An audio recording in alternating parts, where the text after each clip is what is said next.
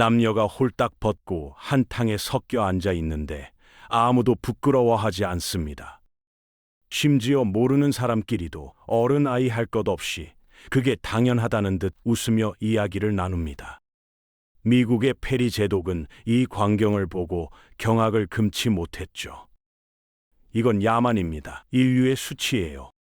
강대국 군인의 입에서 나온 이 한마디가 전 세계로 퍼지면서 일본은 순식간에 미개한 나라로 낙인이 찍혔습니다. 그런데 잠깐, 정말 그랬을까요? 이 문화가 탄생한 배경을 알고 나면 페리 제독이 오히려 우스워 보일 수도 있습니다. 혼탕은 본능도 야만도 아니었거든요.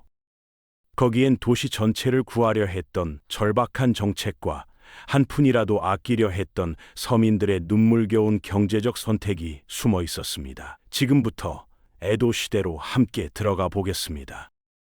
에도 시대는 일본 역사상 가장 찬란했던 황금기였습니다. 전쟁이 멈추고 평화가 찾아오자 경제가 폭발적으로 성장했고 그 온기는 사무라이를 넘어 일반 서민들에게까지 퍼졌습니다. 가부키 공연장엔 줄이 넘쳤고 우키요의 판화는 불티나게 팔려나갔죠. 먹고 살 만해지니 아이도 많이 낳았고 에도는 인구 100만 명을 돌파한 당시 세계 최대 도시 중 하나가 됐습니다. 그런데 이 화려함 뒤에 치명적인 함정이 숨어 있었습니다.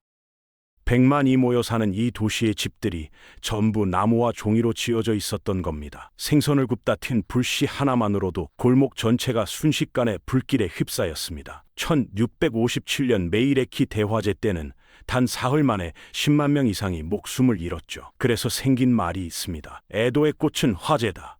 번영의 시대 그 이면에 에도는 언제 터질지 모르는 거대한 화약고 위에 앉아 있었던 겁니다. 그렇다면 막부는 이 문제를 어떻게 해결하려 했을까요? 소방차도 없고 내화 벽돌로 집을 다시 지을 돈도 없던 시절이었습니다. 고민 끝에 막부가 꺼내든 카드는 단순하면서도 극단적이었습니다.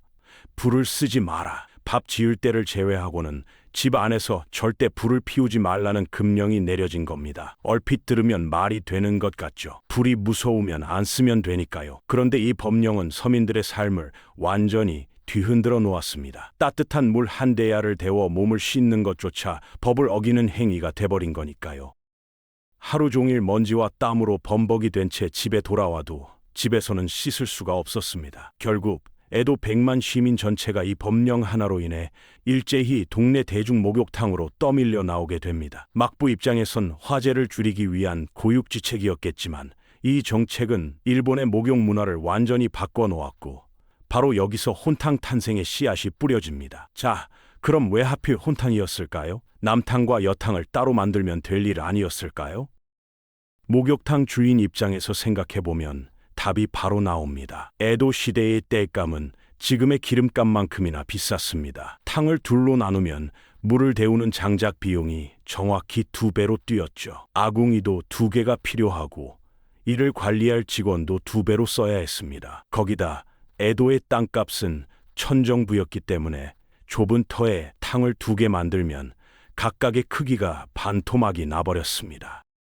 결론은 하나였습니다. 큰 탕 하나에 남녀를 모두 받자 장작도 아끼고 공간도 넓게 쓰고 직원도 줄일 수 있었으니까요. 일본의 혼탕은 짐승 같은 본능이 아니라 철저하게 계산된 경제적 선택이었던 겁니다. 불을 못 피우게 한 막부의 정책이 서민들을 목욕탕으로 몰아넣었고 비싼 땔감과 땅값이 그 목욕탕을 혼탕으로 만들었습니다. 역사의 아이러니란 이런 것이죠.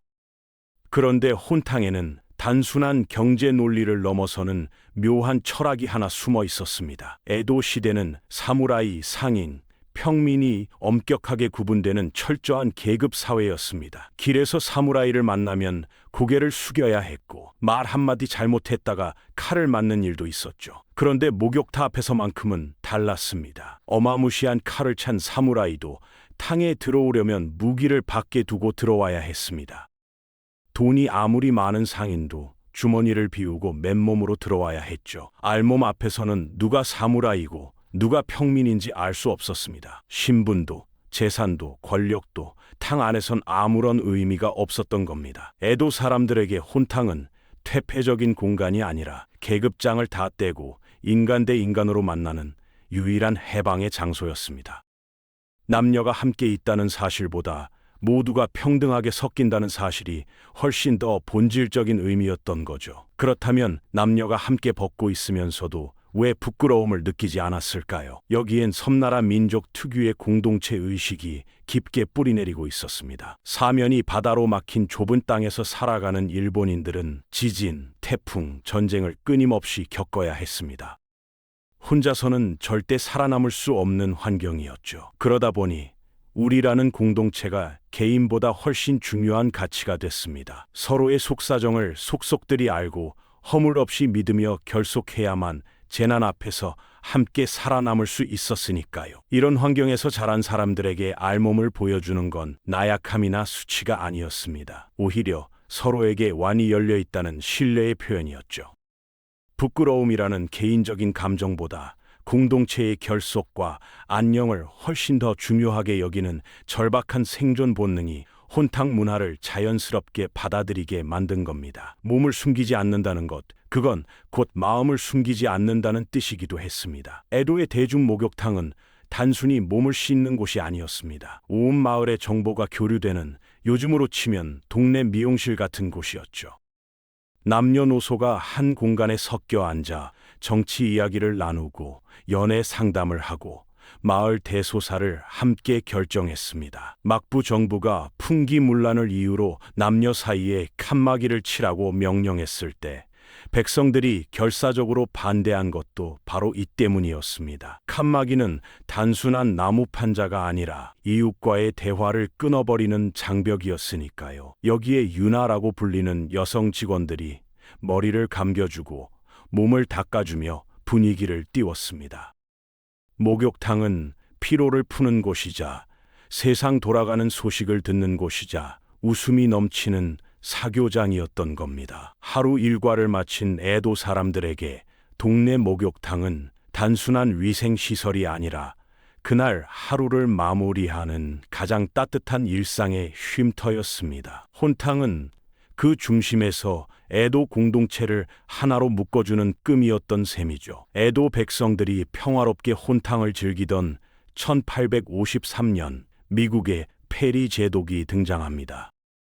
거대한 증기선 4척을 이끌고 나타나 일본의 문호를 강제로 두드린 바로 그 인물이죠. 페리 제독은 일본의 화려한 예술과 정중한 예절을 보며 감탄하고 있었습니다. 그러다 우연히 동네 목욕탕을 들여다본 순간 그 감탄은 경악으로 바뀌었습니다. 남녀가 뒤섞여 알몸으로 목욕하는 광경을 본 그는 즉각 기록을 남겼죠.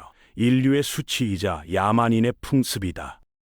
서양의 엄격한 기독교적 도덕관을 가진 그의 눈의 혼탕은 도저히 이해할 수 없는 풍경이었습니다. 문제는 페리 제독의 영향력이었습니다. 국제적으로 막강한 영향력을 가진 그의 이 기록이 전 세계로 퍼져나가면서 일본은 순식간에 문명화되지 못한 야만국이라는 낙인이 찍혀버렸습니다. 수백 년간 이어온 공동체의 문화가 외부인의 시선 하나로 하루아침에 부끄러운 풍습으로 전락해버린 겁니다. 그런데 모든 서양인이 페리 제독과 같은 반응을 보인 건 아니었습니다. 러일 전쟁 당시 일본의 포로로 잡혀온 러시아 군인들 이야기가 있습니다. 처음 여탕에 들어가 씻으라는 지시를 받았을 때 그들은 차라리 총으로 쏘라며 굴욕감을 표출했죠. 그런데 며칠이 지났습니다. 뜨거운 온천물에 몸을 녹이고 일본인들과 수다를 떨게 된 러시아 포로들은 태도가 완전히 달라졌습니다.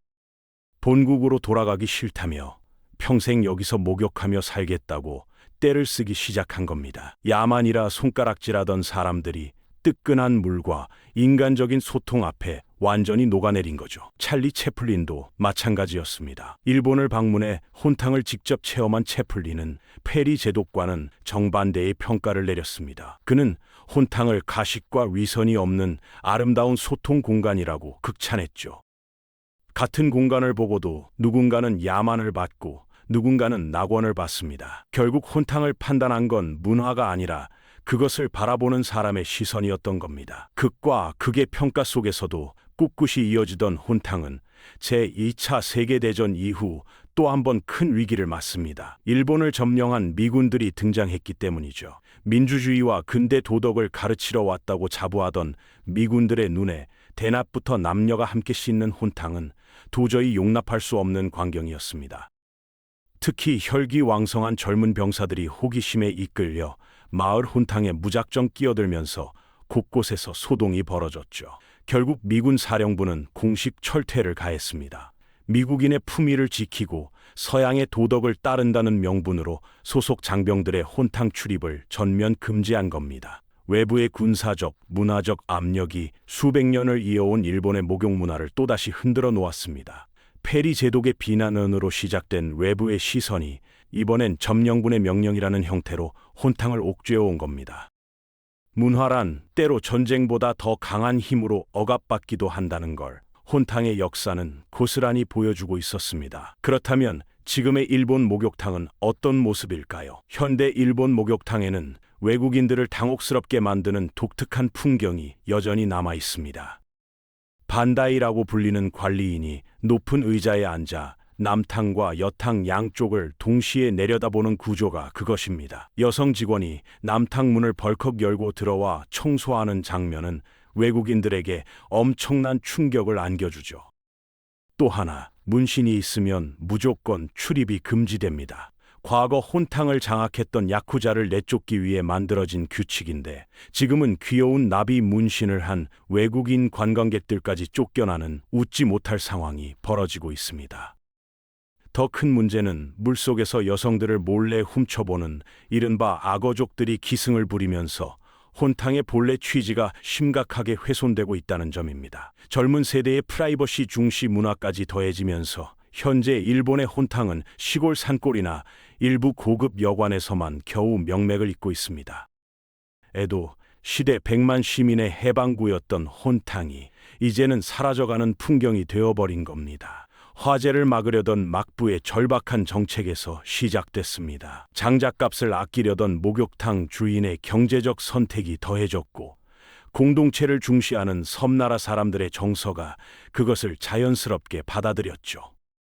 그렇게 탄생한 혼탕은 페리 제독의 비난도 미군의 금지령도 버텨냈습니다. 하지만 결국 현대의 프라이버시 문화와 일부 몰지각한 행위들 앞에서 조용히 역사 속으로 사라지고 있습니다.